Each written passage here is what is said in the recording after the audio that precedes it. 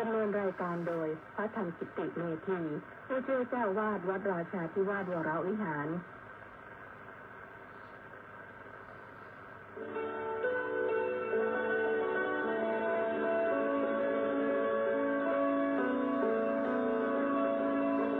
ได้เวลามาฟังพุทธานุภาพเพื่อรับทราบพุทธธรรมคำสั่งสอนเสริมมงคลให้ชีวิตก่อนหลับนอนรอพักผ่อนสุขสบายกายใจเทิน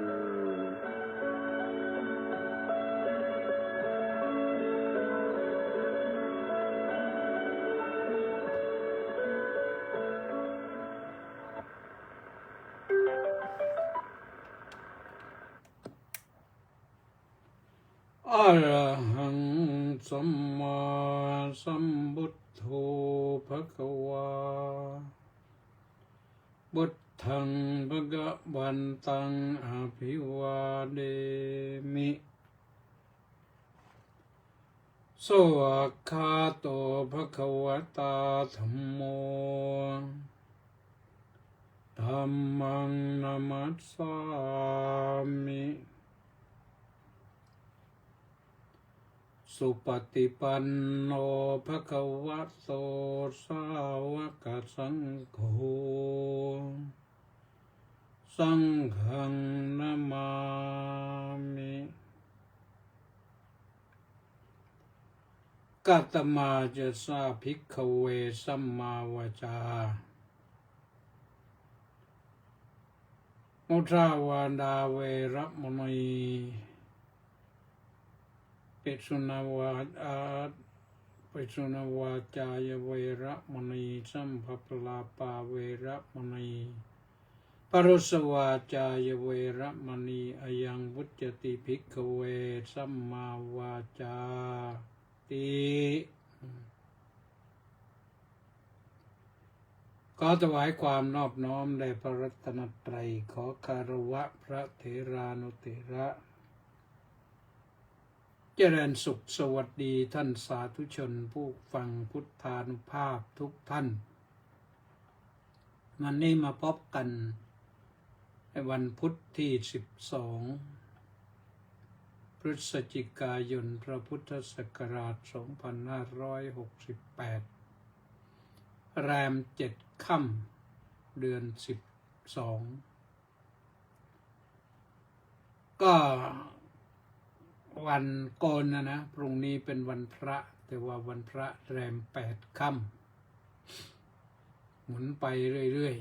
ๆถึงวันพระแรม8 ค่ำก็เป็นวันพระนั่นแหละเราก็ทำใจให้เป็นบุญเป็นกุศลมีโอกาสทำสิ่งที่เป็นบุญเป็นกุศลก็ทำ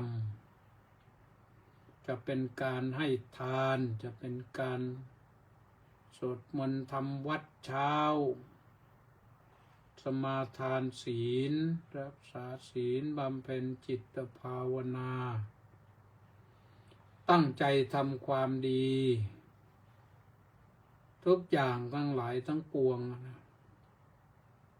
ถือว่าเป็นวันพระในวันที่เราต้องทำพิเศษก็ขอเชิญชวนทุกท่านนะครับทำสิ่งที่ดีที่เป็นบุญเป็นชื่อของความสุขทำบุญไว้มากทำให้เราสุขสบายกายใจไม่ใช่เฉพาะแต่ในภพนี้ชาตินี้ปุญญานิปรโลกัสสมิงปฏิทาโหนติปานินังบุญเป็นที่พึ่งของสัตว์ทั้งหลายในโลกเบื้องหน้าเป็นปฏิทาเป็นที่พึ่งนะเราก็ในชาตินี้เรายังมองเห็นที่พึ่งได้อยู่ แต่ไปข้างหน้านั้นไม่มีสิ่งอื่นนอกจากจะพึ่งบุญอย่างเดียวไปทำอะไรอื่นไม่ได้ไม่มีเรื่องพาณิชยกรรมโครักกรรมอุตสาหกรรมเกษตรกรรมพันอะไรต่างๆเนี่ยเราต้องหวังบุญอย่างเดียวที่จะช่วยเราบุญที่เราทำในโลกนี้ไปช่วยในโลกหน้าบุญให้ทานก็เป็นบุญสมาทานรักษาศีลก็เป็นบุญการสวดมนต์ทำวัดก็เป็นบุญการภาวนาก็เป็นบุญนั่นแปลว่าฟอกชำระจิตใจให้สะอาดสิ่งใดที่ฟอกจิตใจให้สะอาดสิ่งนั้นก็เรียกว่าเป็นบุญเพราะฉะนั้นทำบุญไว้นะอะไรก็ได้นะท่านสาธุชนทั้งหลายวันนี้ก็ได้ทำหน้าที่สำเร็จไปอีกอย่างหนึ่งก็คือเรื่องการตรวจข้อสอบทำสนามหลวงชั้นตรีในเขตรับผิดชอบคือในภาค17และ18ผู้ที่สอบนักธรรมชั้นตรีในจังหวัดระนองพังงาภูเก็ตกระบี่ตรังพัทลุงสงขลาสตูลปัตตานียะลานราธิวาส รับผิดชอบอยู่ในส่วนนี้ว่ากันไปเสร็จเรียบร้อยแล้วก็ผู้ที่ช่วยงานเป็นหลักก็คือท่านรองเจ้าคณะภาคท่านเจ้าคุณราชสุทธิวชิระเมธีชัยยันจัตตาลโยผู้ช่วยเจ้าอาวาสวัดบูรณสิริมาตยารามแล้วก็เป็นรองเจ้าคณะภาค17-18งานคณะสงฆ์นั้นก็มีอยู่6ด้านอยู่เรื่องการปกครองเรื่องการศึกษาเรื่องการเผยแผ่เรื่องการสาธารณูปการเรื่องการศึกษาสงเคราะห์เรื่องสาธารณสงเคราะห์เรื่องการศึกษาและเผยแผ่มอบให้ท่านดูแลแบ่งงานกันการนอกนั้นก็ว่าไปเองก็ได้เลขานุการเจ้าคณะภาคคือท่านเจ้าคุณพระวัฒนวชิระเมธีธีรวิทย์ฉันทวิชโชทั้งเจ้าคุณวัฒนวชิระเมธีทั้งท่านเจ้าคุณพระราชสุทธิวชิระเมธีนั่นก็เป็นมีตำแหน่งรองอธิการบดีมหาวิทยาลัยมหามกุฏราชวิทยาลัยอยู่ด้วยเพราะฉะนั้นก็เข้าไปรับเรื่องอะไรหลายๆอย่างวันนี้ก็ทั้งสองก็ไปร่วมช่วยกันดูแลแล้วก็หลวงปู่ก็ไปให้กำลังใจพระด้วยหลวงปู่พระพรหมวชิระมงคลไปเป็นพระเถระให้กำลังใจพระลูกพระหลานตั้งแต่เจ้าคณะภาครองเจ้าคณะภาคเลขานุการเจ้าคณะภาคเลขานุการรองเจ้าคณะภาคนั่นแหละซึ่งวันนี้ใช้ทรัพยากรบุคคลจากภูธรทั้งหมดพระที่เป็นเลขานุการทั้งระนองพังงาภูเก็ตกระบี่ตรังพัทลุงสงขลาสตูลปัตตานียะลานราธิวาสเจ้าคณะจังหวัดก็ เป็นเจ้าคณะจังหวัดกี่จังหวัดแล้ววันนี้พังงาท่านเจ้าคุณเจ้าคณะจังหวัดพัทลุงสงขลานี่สามจังหวัดเจ้าคณะจังหวัดมาจะพูดแทนจากระนองจากจังหวัดตรังจากจังหวัดภูเก็ตจังหวัดกระบี่ตรังพัทลุงสงขลาปัตตานียะลานราธิวาสส่วนเลขานั้นก็มากันพร้อมหน้าใช้บุคลากรตรวจข้อสอบประมาณสัก30 รูปนะใช้เวลาตรวจคือข้อสอบก็แบ่งไปแล้วก็ไม่มากนะตรวจข้อสอบอัตนัยทั้งนั้นนะก็ปรากฏว่าตั้งก็ได้ทำหน้าที่กันไปเสร็จสมบูรณ์ในภาคเช้าท่านรองเจ้าคณะภาคก็จัดการถวายเพลพร้อมนะถวายเพลเสร็จส่วนเลขาก็ทำหน้าที่กรอกคะแนนคือก็สอบพระนี่นะมี4 วิชาวิชาเรียงความแก้กระทู้ธรรมวิชาธรรมวิภาควิชาพุทธประวัติและศาสนพิธีแล้วก็วิชาพระวินัยเมื่อได้4 ข้อละวิชาละ100 คะแนนสอบมา4 วันวันละวิชา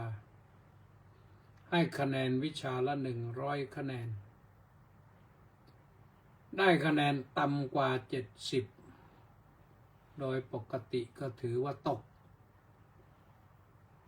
ต้องได้70ขึ้นไปแล้วก็ถ้าสมมติว่าได้100เป็น3 วิชาแต่วิชาหนึ่งเกิดได้ไม่ถึง25 คะแนนก็ปรับเป็นตกเหมือนกันปรับเป็นตกเหมือนกันถือว่ายังไม่ผ่านในปีนั้นต้องสอบใหม่แต่ถ้าไม่มีวิชาใดต่ำกว่า25 คะแนนแล้วก็วิชาอื่นก็ได้ไป100 300เป็น330 คะแนนสมมุตินะนั่นก็ถือว่าช่วยให้สอบผ่านได้นะก็300สี่ถ้าปกติ70 4 28ได้300ก็ผ่านแล้วนะถ้าสมมติว่าไม่ถึง100นะแต่ละวิชาไม่ถึง100ที่ให้เต็มไว้แล้วก็รวมกันได้280ขึ้นไปก็ถือว่าสอบผ่านสอบได้นั่นเรื่องการกฎเกณฑ์กติกาของพระที่จัดสอบกันทุกชั้นนะชั้นตรีชั้นโทชั้นเอกก็เหมือนกันต้องให้ได้ขนาดนั้นถึงจะสอบผ่าน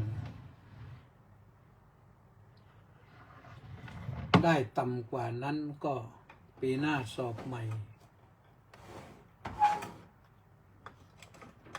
ปีหน้าต้องสอบใหม่ส่วนมากก็ได้กันแหละนะก็สอบท่านก็ออกไม่ให้ลำบากเกินไปนะก็สงสารสามเณรเหมือนกันแหละนะสามเณรบางทีท่านก็เรียนโน้นบ้างเรียนนี่บ้างก็เอากันว่าให้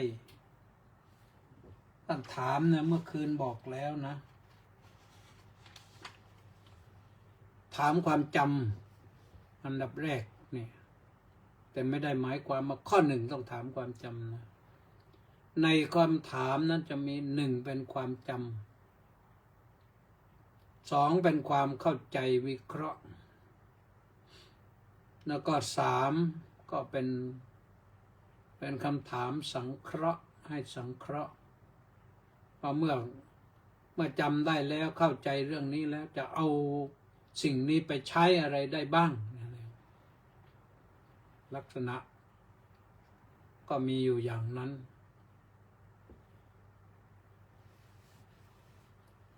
อาตมาภาพก็เห็นเหตุการณ์ไปเรียบร้อยแล้วก็ฉันเพลเสร็จก็กลับวัดนะมาถึงก็ปรากฏว่าสักพักหนึ่งก็ฝนตกหนักเอาการเหมือนกันวันนี้อยู่แต่ก็ไม่เป็นไรนะรับทราบและเข้าใจแล้วว่าฝนยังไม่ไปไหนน้องฝนยังไม่ไปไหนโยมนี่บ้านโยมมักลำลูกกาเนี่ยไม่รู้ตกหรือเปล่าวันนี้ตกที่วัดราชาตกที่ในกรุงเทพนี่หลายจุดอยู่เอาละเพราะฉะนั้นก็นั่นเป็นเรื่องของสิ่งที่ผ่านไปแล้วสิ่งที่จะว่ากันต่อไปก็คือเรื่องสัมมาวาจากัตมากัตมาจะภิกขเวสัมมาวาจายาโคปานาติปาตาเวระไม่ใช่มุสาวาดาเวระมณี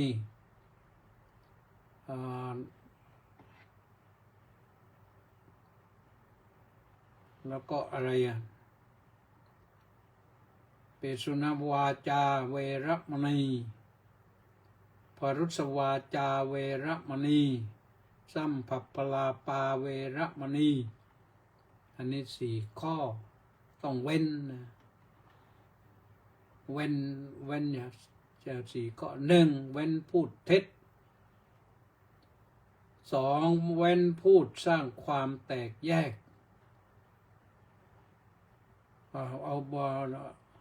สามเว้นพูดคำหยาบพรุษวาจาเนี่ยพูดหยาบสี่เว้นพูดเพ้อเจ้อเหลวไหลอันนี้ต้องเว้นนะพูดเท็จคืออย่างไรก็คือพูดไม่จริงคำที่มันไม่จริงโกหกหลอกลวงกันเดี๋ยวนี้มันโกหกหลอกลวงกันเยอะเลยโดยเฉพาะอย่างยิ่งในสื่อโซเชียลมีเดียนี่หลอกลวงให้เพื่อนหลงไหลเคลิบเคลิ้มหลอกลวงให้เพื่อนเสียเงินก็มีมากใช้สื่อตรงนี้ปีหนึ่งหลายหมื่นล้านนั่นที่คนไทยหรือคนไม่ใช่เฉพาะคนไทยนะคนจีนก็เสียหายมากคนมาเลเซียก็เสียหายมากอเมริกันชนก็เสียหายมากจนกระทั่งว่าหลายๆประเทศต้องปรึกษาหารือกันว่าจะแก้อย่างไรสิ่งเหล่านี้มันไม่ได้เกิดขึ้นจากบ้านเราหรอกสื่อโซเชียลมีเดียนี่ไม่ได้เกิดขึ้นจากบ้านเราแต่เราเป็นพูดภาษาธุรกิจก็เรียกว่าเราเป็นผู้บริโภคทีนี้บริโภคแล้วเรารู้ไม่เท่าไม่ทันพอเรารู้ไม่เท่าไม่ทันเราก็เสียรู้กับพวกที่มันหลอกและตามตัวยากด้วยคนหลอกนี่มันไม่หลอกกันซึ่งหน้านี่พูดดีก็มีพูดให้น่ากลัวก็มีพูดให้ เกิดความโลภก็มีอยากได้เยอะๆนะผู้ใดหลอกลวงเสียคนก็มีในยุคแรกๆนี่เราได้ยินเห็นไหมพูดหลอกเด็กผู้ใหญ่หลอกเด็กโดยเฉพาะเด็กผู้หญิงนี่หลอกว่าจะให้นั่นหลอกว่าจะให้นี่พอไปนัดพบกันพาไปหายไปเลยจนพ่อแม่ต้องเดือดร้อนกันเท่าไหร่นี่ในยุคแรกๆนะหลอกกันอย่างนี้พาเด็กไปทำผู้ยี่ผู้ยำต้องขาดเรียนไม่ได้เรียนหนังสือพอกลับมาก็อายเพื่อนไม่กล้าเข้าไปเรียนหนังสือนะถ้ากลับได้นะถ้ากลับไม่ได้ก็พ้นไปเลยนี่คือเรื่องของหลอกในยุคแรกๆถ้าหลอกไปหลอกผู้หญิงเด็กผู้หญิงก็มีเด็กผู้ชายก็โดนหลอกไปเยอะเราพอจำกันได้ไหมยุคแรกๆจะเป็นอย่างนั้นแต่พอนานๆเข้านี่มันหลอกลวงกระเป๋าทีนี้เดี๋ยวนี้หลอกลวงกระเป๋าหลอกเล่นการพนันออนไลน์หลอกขู่ว่ามีเรื่องร้ายอย่างนั้นอย่างนี้สารพัดนะ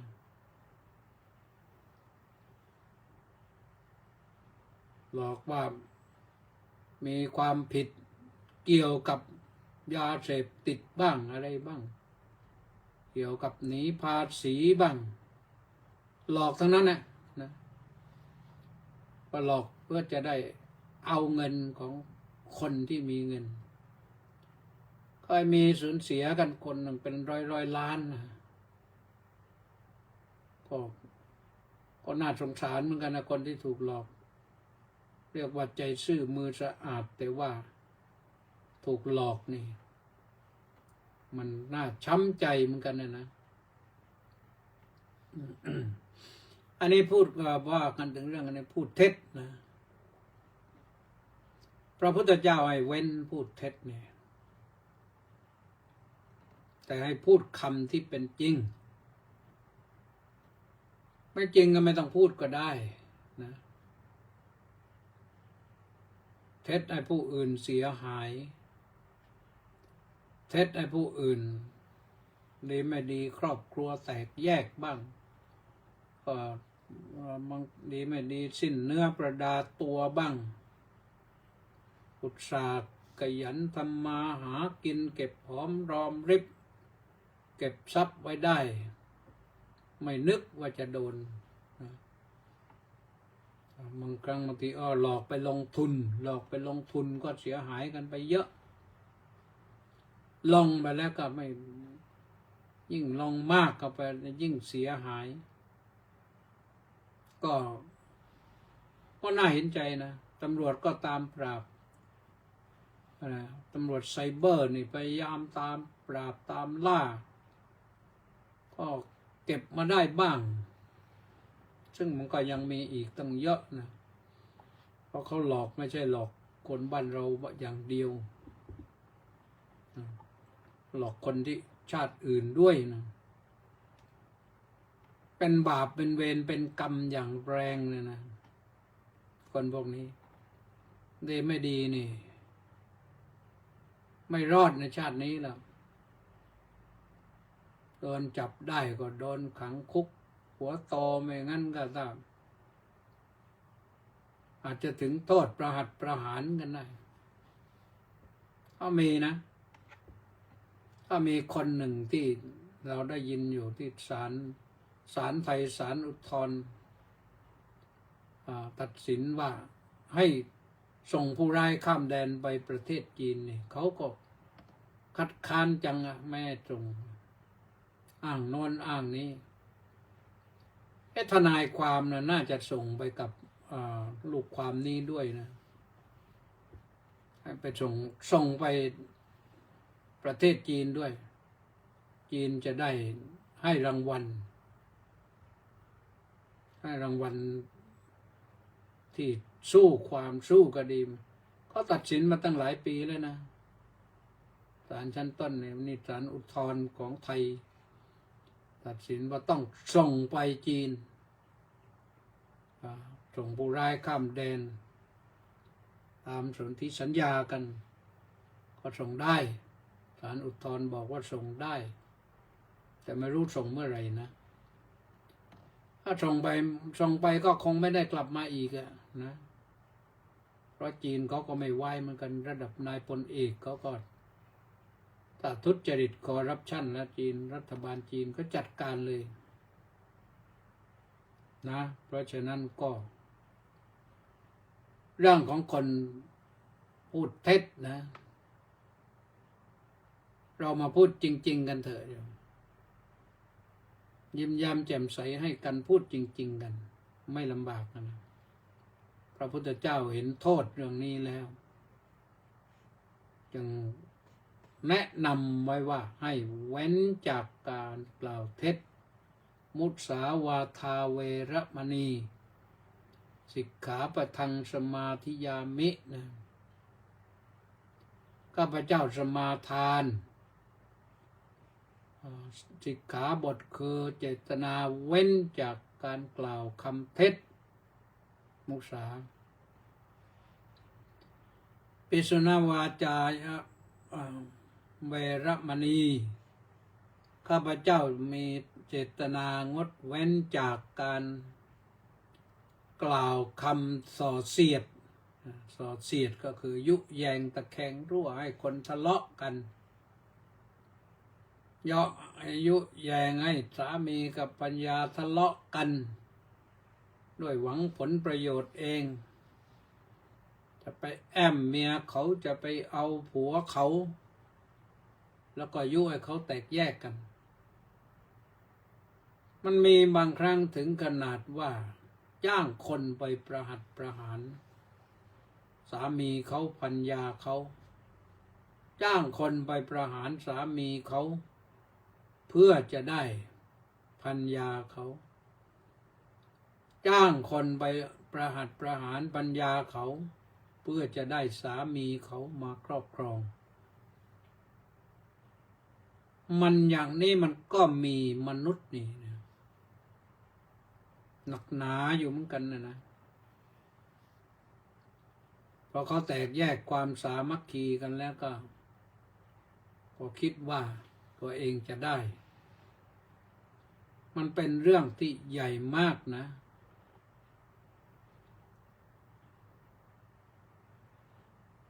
พระพุทธเจ้าให้พูดเพื่อสร้างความสามัคคีพูดอะไรอย่างไรก็ได้คนที่แตกแยกกันแล้วต้องสามัคคีกันประการที่สามพูดไพเราะพระพุทธเจ้าให้พูดไพเราะเป็นปิยวาจาวาจาน่ารักวาจาอ่อนหวานไพเราะไม่พูดวาจาหยาบคายพารุสวาจานะวาจาหยาบวาจาหยาบนี่มันก็มีหลายลักษณะนะคำด่าก็เป็นวาจาหยาบคำลบหลู่ดูหมิ่นก็เป็นวาจาหยาบคำกดขี่ข่มเหงก็เป็นวาจาหยาบคำยุแยงตะแคงรั่วนั่นแหละที่ให้เขาแตกสามัคคีกันนะก็เป็นวาจาหยาบไปขุดคุยโคตรพ่อโคตรแม่เขามาประจานนะก็เป็นวาจาหยาบพูดคำไอ้อีมึงกูก็เป็นวาจาหยาบถ้าวาจาหยาบเยอะนะก็ไม่เยอะเท่ากับวาจาไพเราะนั่นแหละพูดไม่ลบหลู่ดูหมิ่นพูดไม่กดขี่ข่มเหงพูดไม่ขุดโคตรพ่อแม่เขามาประจาน พูดให้กำลังใจเสียเห็นใจเขา แม้เขาจะทำผิดก็เราใจดีก็ได้ไม่ต้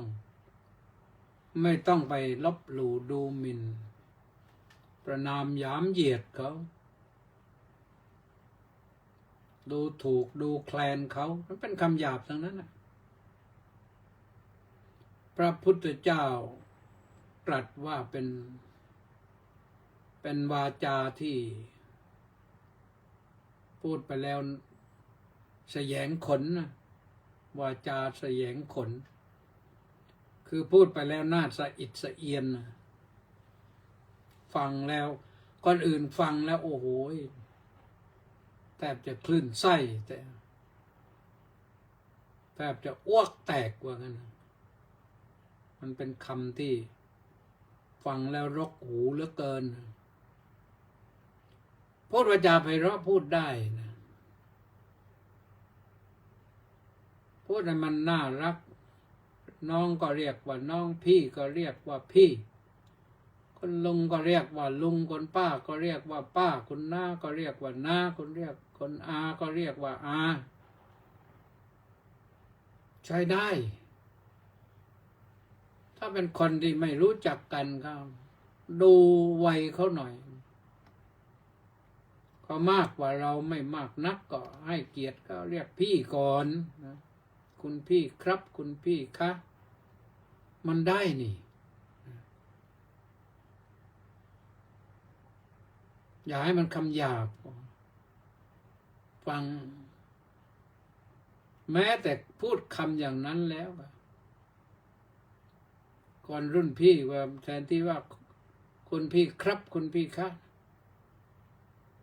ไปใส่ตู้เพ่อย่างนี้ฟังแล้วมันก็ไม่รื่นหูแล้วไปเรียกเฮ้ยไอ้หนูอย่างนี้มันก็ไม่ไพเราะแล้ว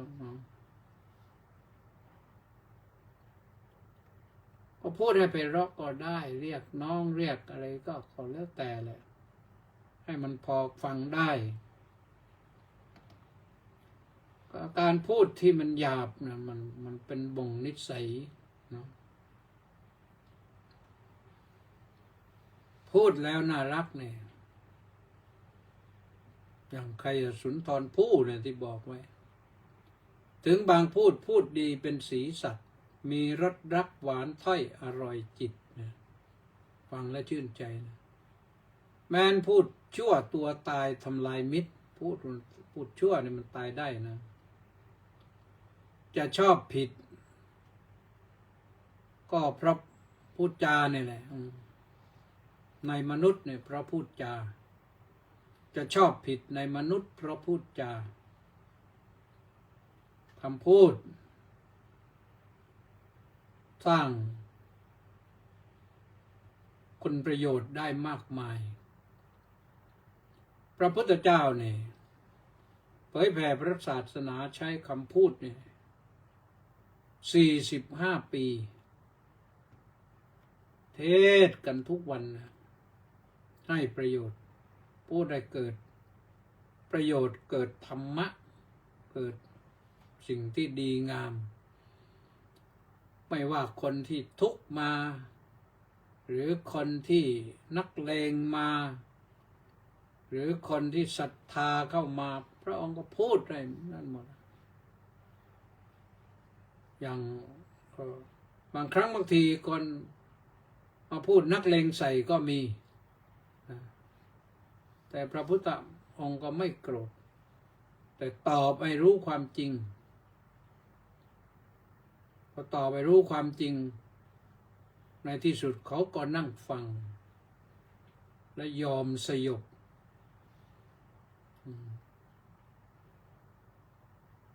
หลายครั้งที่พราหมณ์บ้างก็เขาก็เรียกว่าพราหมณ์นะคนบางทีคนหนุ่มๆนี่จบไตรเพศมา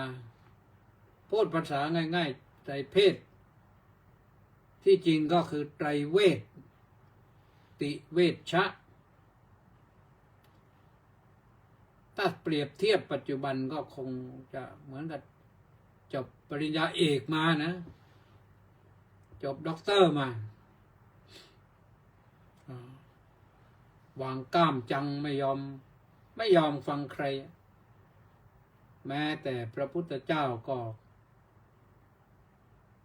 เขาไม่ให้เกียรติแต่ในที่สุดแล้วคุยกันไปคุยกันมาพระพุทธเจ้าก็ตอบโต้ถ้าเขาแรงมาพระองค์ก็แรงไปแต่พูดกันให้จบและในที่สุดเขาก็จนด้วยเกล้าวที่จะดันทุรังไป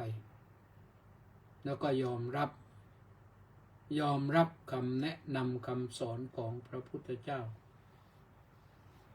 เริ่มต้นจากเวรัญชพราหมณ์นะไปประท้วงพระพุทธเจ้าตั้งหลายกรณีนะประท้วงพระพุทธเจ้าก็รับได้หมดแต่ในที่สุดก็ชี้แจงให้เห็นไปแต่ละข้อแต่ละปลอกจนเวรัญชพราหมณ์เกิดเลื่อมใสศรัทธานี่แหละท่านทั้งหลายยังมีอีกลักษณะหนึ่งปิสุณวาจานั้นปิสุณวาจาเวรมณีวาจายะเวรมณีเจตนาเว้นจากการพูดเพ้อเจ้อยอมบางคนไม่เข้าใจคำว่าเพ้อเจ้อคืออะไรคือพูดเหลวไหลไร้สาระนั่นเพ้อเจ้อพูดไปก็เหลวไหลน้ำท่วมทุ่งไปเรื่อยไม่ได้สาระอะไรนะบางครั้งบางทีนะบางครั้งบางทีเพื่อนเขาพูดงานพูดการกันอันนี้ก็ไปตั้งวงพูดเหลวไหลเรื่อยเปื่อยรบกวนก็เจอหลายครั้งเหมือนกันนะเวลาไปประชุมงานการสำคัญเนี่ยคือเมื่อก่อนนี่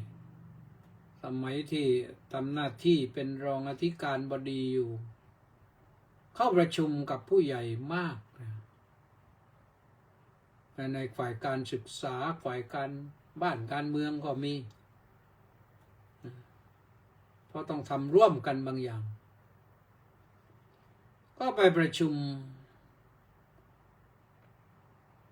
บางครั้งบางทีนะไม่ใช่ทุกครั้งตอนที่ประธานไปเปิดประชุมเนี่ยห้องประชุมมันเงียบมันน่าพูดมากนะแต่ประธานก็พูดได้ไม่มากหรอกเพราะต้องไปเป็นประธานที่อื่นอีกพอวิทยากรที่จะไปให้ข้อมูลอะไรต่างๆขึ้นพูดแล้วเริ่มแล้วจะมีคนซุบซิบพูดเอาไม่รู้เรื่องอะไรต่ออะไรมาพูดเนี่ยมันไม่ได้เกี่ยวกับงานตรงนั้นนะ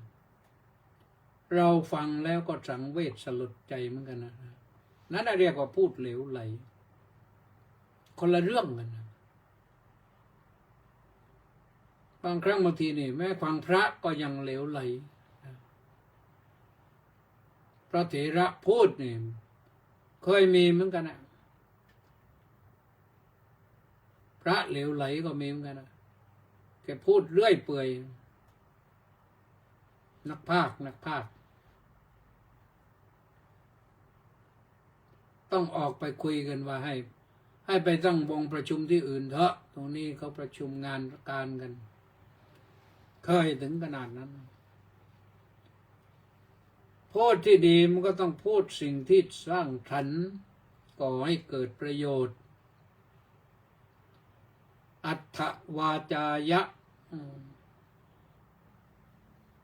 อัตถวาจายะวาจาวาจาที่เป็นประโยชน์วรติพูดวาจาที่เป็นประโยชน์ไม่ขัดประโยชน์ของคนอื่นไม่ทำลายประโยชน์ของคนอื่นต้องอยู่ตรงนี้ท่านทั้งหลายนะเพ ราะฉะนั้นเนี่ยเรื่องนี้เนี่ยพระพุทธเจ้ายกเรื่องวาจานี่สูงนะเป็นองค์หนึ่งในอริยมรรคเรียกว่าเป็นมาตรฐานหนึ่งก็แล้วกันเป็นมาตรฐานหนึ่งของผู้ที่จะไปให้ถึงความดีสูงสุดคือนิพพานถ้าไม่มีสัมมาวาจาท่านไปไม่ได้นะท่านไปไม่ได้แต่พูดจะด่าคนโน้นคนนี้อยู่เที่ยวกันแนะกันแหนคนโน้นคนนี้อยู่ไปไม่ถึงนะไปไม่ถึงไม่มีสัมมาวาจา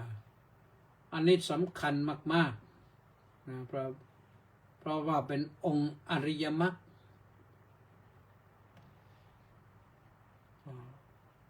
พระพุทธเจ้าพระอรหันต์ทั้งหลายในท่านพูดบางทีก็ไม่ต้องพูดมากแต่ก่อประโยชน์คนฟังแล้วก็ติดตามได้น่าฟังน่าติดตามพูดไม่หักรานประโยชน์ของผู้อื่นการหักรานประโยชน์ของผู้อื่นนั้นเช่นว่าคนสองคนนั่งคุยกันเรื่องวางแผนการทำงานอย่างนี้หรือจะวางแผนการเดินทางไปแสวงหาโชคหรือวางแผนที่จะร่วมกันทำงานให้ประสบความสำเร็จแต่มีคนอื่นคนอีกคนหนึ่งเดินมาก็เพื่อนกันนั่นแหละมาถึงพอรู้ข่าวว่าจะไปอย่างนั้นเอาตัดบทเลยอย่างนั้นอย่างนี้มันไม่ได้หรอกมันไม่เป็นประโยชน์หรอกอย่าทำเลยอย่าไปเลยอย่างนี้ผลสุดท้ายเพื่อนเสียประโยชน์เลยประโยชน์นั้นไม่ได้แล้วก็คณะอื่นที่เขาไปปรากฏว่าเขาได้มา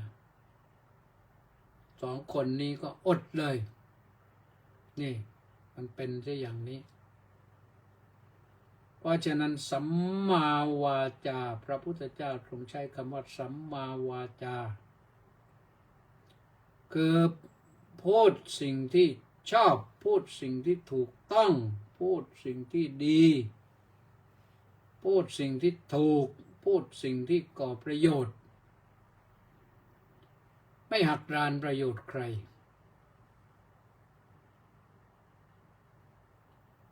เราไม่หวังจะไปนิพพานก็ต้องพูดให้มันดียุคนี้สมัยนี้คนพูดชั่วนี่มันมีมากขึ้นน่ากลัวมากนะโดยเฉพาะอย่างยิ่งพูดชั่วทางสื่อโซเชียลมีเดียเนี่ยอาตมาเนี่ยก็เคยเจอมาเยอะนะเริ่มแรกๆในพวกนี้อ้างว่าโทรมาจากแบงก์ชาตินั่นอย่างนั้นอย่างนี้พอนานเข้เราก็ปัดทิ้งพออ้าวมาเจอเข้าอีกว่าโทรมาจากสำนักงานใหญ่ธนาคารนั้นธนาคารนี้อีกอ้าวก็ว่าไปท่านอย่างนั้นอย่างนั้นบัตรเครดิตอย่างนั้นอย่างนี้เราก็รู้ทันทีว่าเราไม่เคยใช้บัตรเครดิตสักใบหนึ่งก็ไม่รู้หน้าตามันเป็นยังไงถ้ามีก็ใช้ไม่ถูกด้วยคือมันหลอกแล้วโกหกแล้วบางครั้งบางทีทอมานอนจากบริษัทต้นตอของเครื่องมือสื่อสารว่าอย่างนั้นอย่างนั้นเบอร์โทรศัพท์ของท่านนี่ไปเป็นอย่างนั้นอย่างนี้ที่โน่นที่นี้นะทำสรุปแล้วก็หลอกเป็นกระบวนการเลยเพราะฉะนั้นเรื่องกระบวนการนี้ก็ทุกคนต้องระวังตัว พลาดนะมันพลาดได้ แต่ต้องระวังตัว ในขณะเดียวกันเนี่ยทางเจ้าหน้าที่บ้านเมืองท่านก็เอาจริงเอาจังกันมากแล้ว ฟังเดี๋ยวนี้ก็นายกก็สั่งลุยแล้วว่างั้นตำรวจก็เรียกตำรวจไซเบอร์ตำรวจไซเบอร์ก็คือตามตรวจสอบตามจับได้แต่ละทีก็แต่ละแก๊งในโอ้โหเครื่องมือสื่อสาร แล้วมาอยู่ในประเทศไทยนี่มาตั้งหลักในประเทศไทยนี่แหละอยู่ในตึกใหญ่ๆแล้วก็ปรากฏว่าเครื่องมือสื่อสารเพียบซิมการ์ดโทรศัพท์เพียบผลสุดท้ายก็เครื่องแต่ละเครื่องมันใช้ซิมเป็น20-30 เครื่อง40-50 เครื่องเพราะฉะนั้นใน1 ชั่วโมงนี่เขาทำได้เยอะเพราะพวกนี้มันตั้งใจหลอกเขาเรียกพวกสแกมเมอร์ก็ต้องระมัดระวังตัวกันพลาดไม่ได้พลาดก็เสียหายก็แล้วใครพลาดแล้วก็อย่าไปโศกเศร้าร่ำไรรำพันนะใจแข็งเข้าไว้ดีเข้าไว้นะถ้าไม่งั้นเราก็หมดอะไรในชีวิตได้นะคนที่ต้องสูญเสียไปเยอะๆนี่ต้องระวังตัวเหมือนกันนะน่าเห็นใจนะวันนี้ก็ต้องขออนุโมทนากับเฉลิมนะเฉลิม659 คนออนไลน์มาก็พรุ่งนี้นะพรุ่งนี้ทำอะไรพรุ่งนี้มีงานอยู่ไปมอบทุนการศึกษาที่มหาวิทยาลัยนวมินทราธิราชคือที่โรงพยาบาลวชิระนั่นแหละมหาวิทยาลัยนวมินทราธิราชเป็นสังกัดกทมนะก็ว่ากันไปแล้วพรุ่งนี้ก็เป็นวันพระด้วยคงไม่ได้ขึ้นศาลาภาคเช้าคงมาเยี่ยมศาลาภาคบ่ายแต่ว่าภาคเช้านี่ก็เขานิมนต์เทศไปที่สวทนะสถานีวิทยุกระจายเสียงแห่งประเทศไทยกรมประชาสัมพันธ์ภาค AM นะก็ถ่ายทอดทั่วประเทศทุกสถานีแต่ภาค FM ไม่รู้เขาถ่ายหรือเปล่านะก็ติดตามฟังด้วยก็แล้วกันนะมีเวลาก็ฟังนะเอาละท่านสาธุชนทั้งหลายใกล้จะหมดเวลาแล้วก็อย่าลืมแชร์ลืมกดไลค์กดติดตามมันก็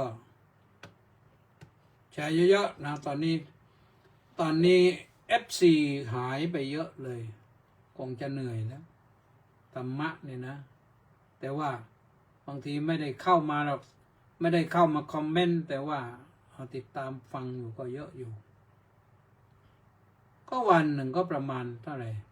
700-800 คน1,000 คนประมาณนั้นนะก็ดีนะเอาละวันนี้ต้องขออนุโมทนากับมณีแสงจันทร์มาแล้วนะก็น้อมกราบนมัสการสาธุสาธุสาธุเจ้าค่ะสาธุพระครูสุนทรศรีละคุณวัดหัวก่อรุ่งปากพนังสาธุครับสมศรีลักษณะวิลาศน้อมกราบนมัสการสาธุสาธุสาธุเจ้าค่ะสาธุเล็กวังบุรพานุกูลแก้วสุขกราบสาธุครับพังสาธุป้าสิทธิมงคลน้อมนมัสการสาธุครับสาธุพัชระสมมาตรกราบนมัสการครับพร้อมสาธุสาธุสาธุสาธุ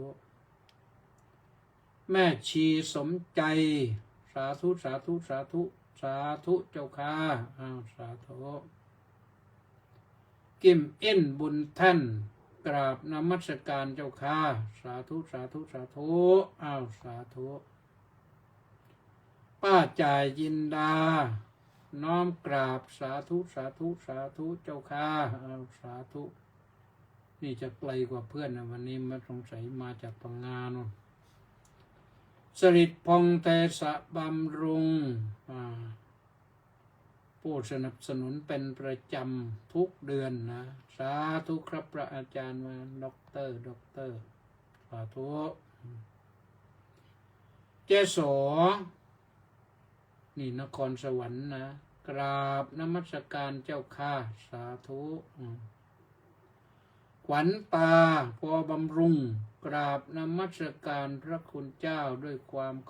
คารวะอย่างสูงเจ้าค่ะสาธุนี่มีแค่นี้นะมีแค่นี้ก็แค่นี้อ่านแค่นี้ท่านผู้ใดจะถามอะไรก็ได้นะยังมีเวลาให้ถาม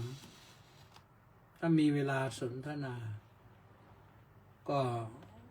ถามทางเฟซนะหรือจะโทรเข้ามาจะมาเอาโทรศัพท์มาวางบอกหมายเลขให้โทรไม่ค่อยมีใครโทรรายการนี้นะแต่ว่าก็มีคนฟังอยู่ก็เลยจัดไปเรื่อยๆนะวันนี้ก็หมดเวลาแล้วนะก็อนุโมทนาสาธุกับทุกท่านนะที่ติดตามสดับรับฟังก็อำนวยอวยพรในทุกท่านมีความสุขสบายกายใจนะปลอดภัยในที่ทุกสถานในการทุกเมื่อสัพพโรคะวินิมุตโตสัพพสันตาปวัชชิโตสัพพเวรมติกันโตนิพุตโตจตุวังภวะสัพพิติโยวิวัชชันตุสัพพโรโกวินัสสตุมาเตภวตวันตรายโยสุขีดีคายุโกภวะอภิวาทนาสีลิสานิจังวุธาปจายโนจัตตารโอธรรมาวัฏันติอายุวันโนสุขังพระลังสวัสดี